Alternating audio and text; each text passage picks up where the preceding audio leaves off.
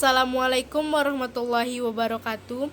Perkenalkan, saya Rani Meresta, NIM 18035035, akan mempresentasikan tugas mata kuliah perencanaan pembelajaran kimia yang dibimbing oleh Ibu Dr. Yerima Desi SPD MSI dan Ibu Eka Yusmaita MPD. Saya mendapatkan KD 3.7 dan KD 4.7 Kimia SMA kelas 12 semester 2, yaitu adalah tentang materi makromolekul. Tugas di sini ada 4. Yang pertama yaitu adalah RPP, terdiri dari RPP luring dan RPP daring. Selanjutnya yang kedua adalah bahan ajar, yang ketiga media pembelajaran, dan keempat adalah instrumen penilaian. RPP luring ini memiliki mata pelajaran kimia kelas 12 semester 2 yang materi pokoknya itu adalah makromolekul. Alokasi waktunya 8x45 atau 4 pertemuan. Terdiri dari 4 kompetensi inti. Yang pertama membahas tentang spiritual, yang kedua membahas tentang sikap, yang ketiga membahas tentang pengetahuan, dan yang keempat membahas tentang keterampilan. Selanjutnya adalah kompetensi dasar dan indikator pencapaian kompetensi. Kompetensi dasar saya yaitu nomor 3.7 yang berbunyi menganalisis struktur, tata nama, sifat, dan penggolongan makromolekul, yang IPK-nya yaitu ada 4. Yang pertama yaitu adalah menganalisis struktur, tata nama, sifat, penggolongan polimer, dan yang kedua yaitu adalah menganalisis struktur, tata nama, sifat, penggolongan karbohidrat. Yang ketiga yaitu adalah menganalisis struktur, tata nama, sifat, dan penggolongan protein. Yang keempat adalah menganalisis struktur, tata nama, sifat, dan penggolongan lipid. Sedangkan KD 4.7 berbunyi menganalisis hasil penelusuran informasi mengenai pembuatan dampak suatu produk dari makromolekul. Yang IPK-nya ada 2. Yang pertama, melakukan penelusuran informasi mengenai pembuatan dan dampak suatu produk dari makromolekul. Yang kedua, menganalisis hasil penelusuran informasi mengenai pembuatan dan dampak suatu produk dari makromolekul. Tujuan dari RPP ini yaitu adalah melalui model pembelajaran discovery learning dengan menghubungkan materi dengan kehidupan sehari-hari, menggali informasi dari berbagai sumber, dan mengolah informasi. Diharapkan peserta didik mampu meningkatkan keimanan dan ketakwaan kepada Tuhan Yang Maha Esa, serta terlibat aktif selama proses pembelajaran berlangsung, memiliki sikap ingin tahu, teliti, disiplin, berpikir kritis dalam melakukan pengamatan, dan bertanggung jawab dalam menyampaikan pendapat, menjawab pertanyaan, memberi saran dan kritik, serta dapat menganalisis struktur, tata nama, sifat, dan penggolongan makromolekul, serta menelusuri informasi tentang pembuatan dan dampak dari produk makromolekul. Materi pembelajaran yang dibahas di sini adalah tentang struktur, tata nama, sifat, penggunaan, dan penggolongan makromolekul yang terdiri dari 4 bagian. Yang pertama adalah polimer, kedua karbohidrat, ketiga protein, dan keempat lipid. Juga terdapat contoh fakta yang bisa teman-teman lihat, ada 13 fakta. Selanjutnya yaitu adalah konsep. Di sini konsep juga memiliki ada 15 konsep yang saya dapatkan. Selanjutnya adalah contoh prinsip.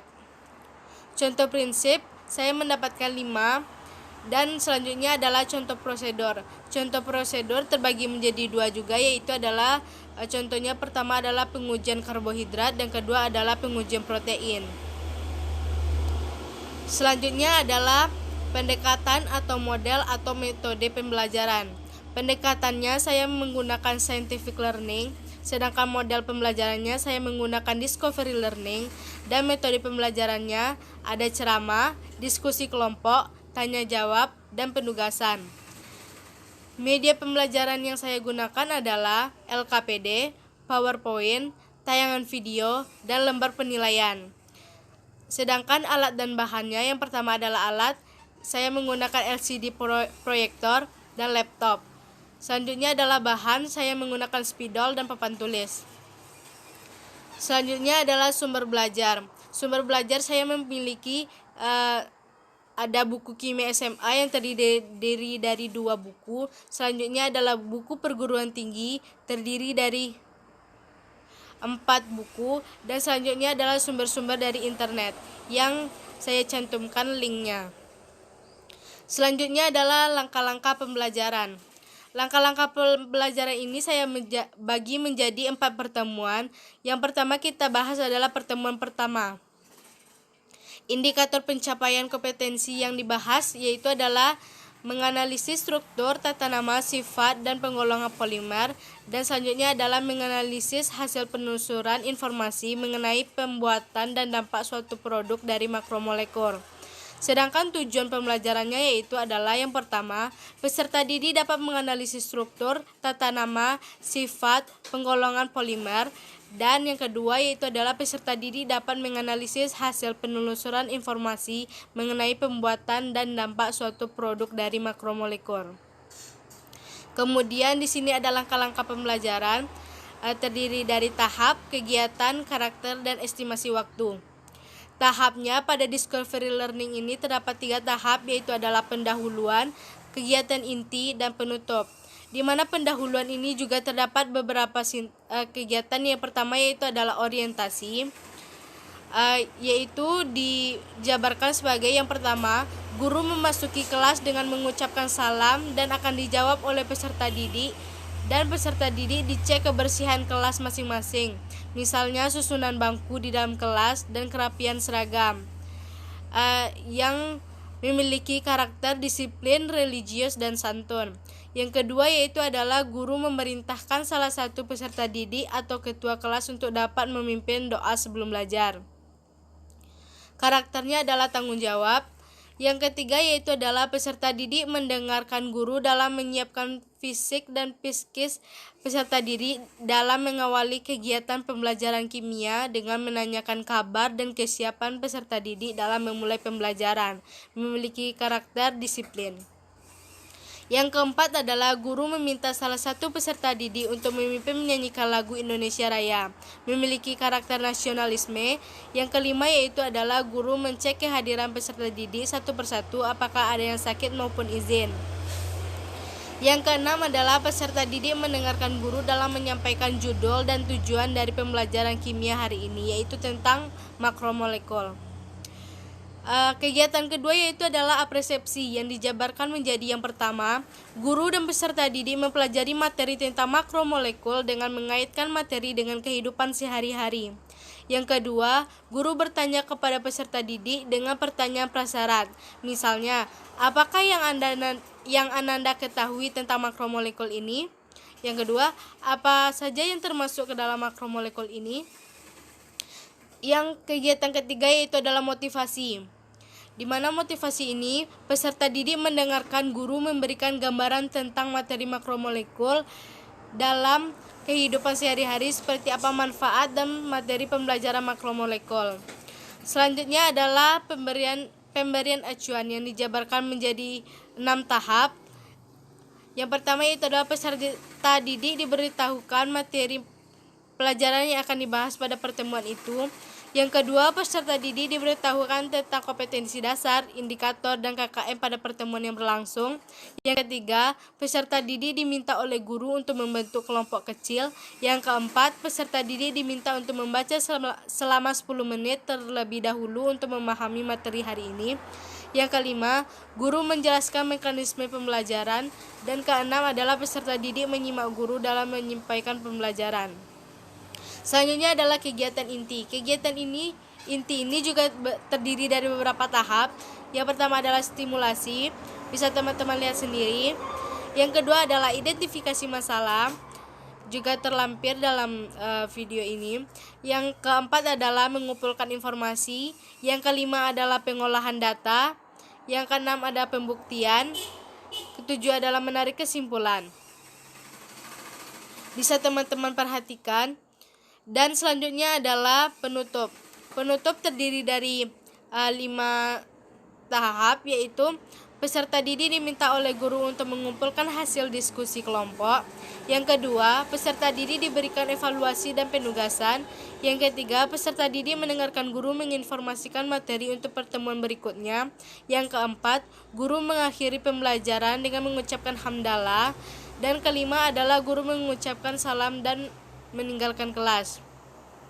Itu adalah pertemuan pertama. Pertemuan pertama ini dikhususkan untuk membahas tentang polimer. Pertemuan kedua tidak sama persis, tidak. Pertemuan kedua juga hampir sama dengan pertemuan pertama, cuma yang dibahas adalah karbohidrat. Pertemuan ketiga yang dibahas adalah tentang protein, dan pertemuan keempat yang dibahas adalah tentang lipid.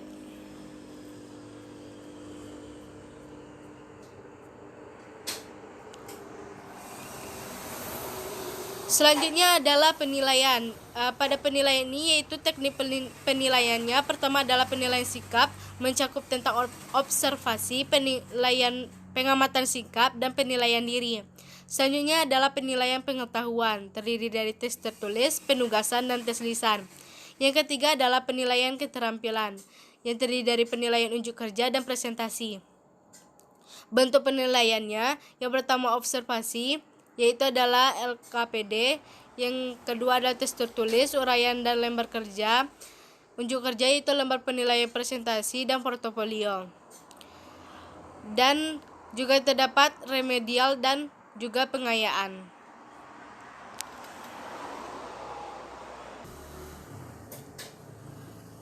Baiklah, selanjutnya adalah RPP daring. Dalam RPP daring ini tidak jauh berbeda dengan RPP luring, yang membedakannya hanya media pelaksanaannya. Di mana RPP luring kita bertemu secara langsung dengan peserta didik, sedangkan pada RPP daring ini dirancang untuk bagaimana guru dan peserta didik menjalin komunikasi melewati via WA, Zoom, ataupun Google Meet.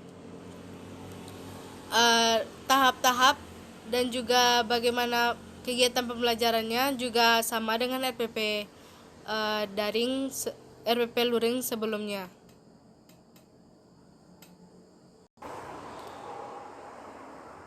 Selanjutnya yang akan kita bahas yaitu adalah tentang bahan ajar. Bahan ajarnya memiliki judul makromolekul yang dirancang untuk kimia untuk kelas 12 SMA semester 2. Terdapat kata pengantar, daftar isi, pendahuluan, inti, dan uraian materi. Dalam uraian materi juga terdapat polimer, yang terdiri dari struktur polimer, tata nama polimer,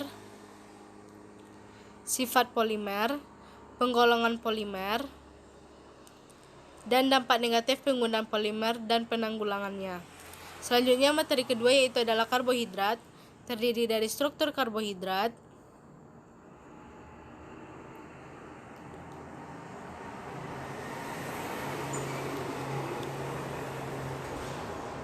tata nama karbohidrat, sifat karbohidrat, penggolongan karbohidrat, dan pengujian karbohidrat. Materi ketiga yaitu adalah protein, terdiri dari asam amino,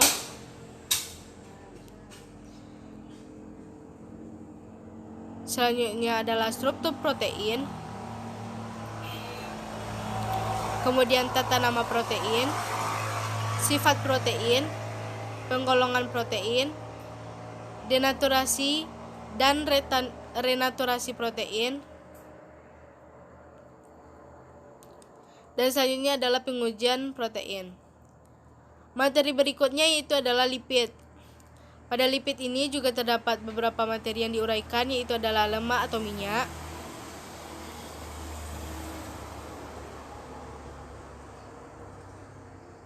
selanjutnya steroid, dan selanjutnya adalah terpenoid. Pada bahan ajar ini terdapat contoh dan non-contoh, dan juga terdapat LKPD untuk masing-masing subbab, yaitu ada polimer, karbohidrat, protein, dan juga lipid. Setelah itu, terdapat penutup yaitu berisi tentang rangkuman dan tes formatif. Tes formatif ini berguna untuk menguji sebagaimana paham peserta didik dalam materi tersebut.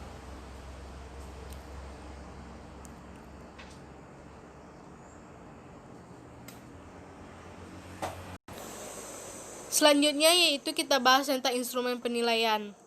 Di sini juga terdapat teknik penilaian, bentuk penilaian, instrumen penilaian, remedial, dan pengayaan yang dapat teman-teman lihat pada layar berikut dan juga dokumen yang akan saya lampirkan nanti.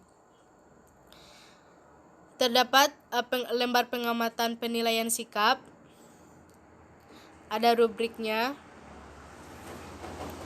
kemudian terdapat tabel untuk mengisikan tentang penilaian sikap. Kemudian ada tabel penilaian observasi. Selanjutnya adalah penilaian diri.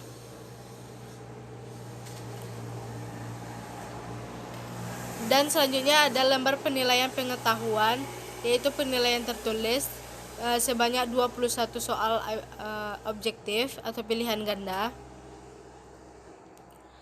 Selanjutnya adalah lembar pengamatan penilaian keterampilan. Terdiri ada dari penilaian kinerja,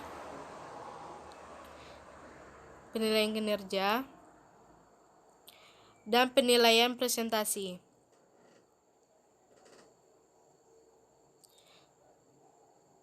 Selanjutnya terdapat kisi-kisi soal.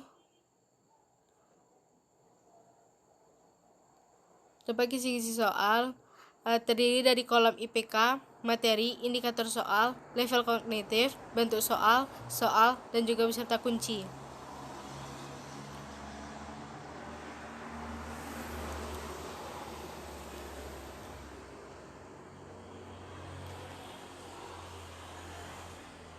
Bisa teman-teman perhatikan.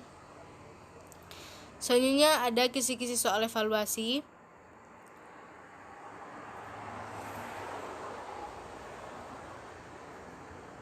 Baiklah, sekian presentasi dari tugas-tugas saya. Mohon maaf jika ada kesalahan. Saya akhiri dengan Assalamualaikum warahmatullahi wabarakatuh.